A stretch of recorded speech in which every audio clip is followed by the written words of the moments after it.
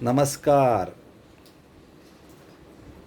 मी नेता नाही, फक्त एक साधा मतदार आहे. माझी मागणी फार साधी आहे. CCTV फुटेज दाखवा. हे कॅमेरे लोकांच्या कराच्या पैशाने लावलेले आहेत. म्हणजेच ते जनतेची मालमत्ता आहे.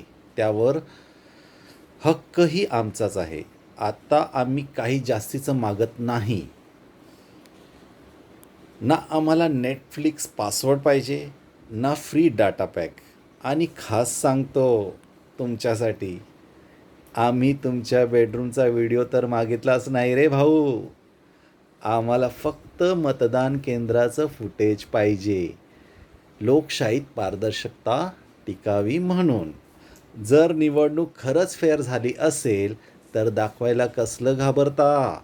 आणि जर काही गडबड झाली असेल तर CCTV स्वतःच बोलेल. पहा मंडळी, खरी गोष्ट हीच आहे. उमेदवार म्हणतात, साहेब वाद होईल.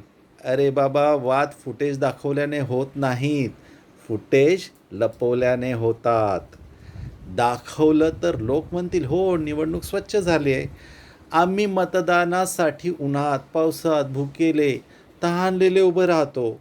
मग निदान हा सबळ पुरावा तरी आम्हाला दाखवा. निवडणूक आयोग म्हणतो ट्रस्ट द प्रोसेस. अरे भाई, विश्वास हा पुरावाने येतो, भाषणाने नाही.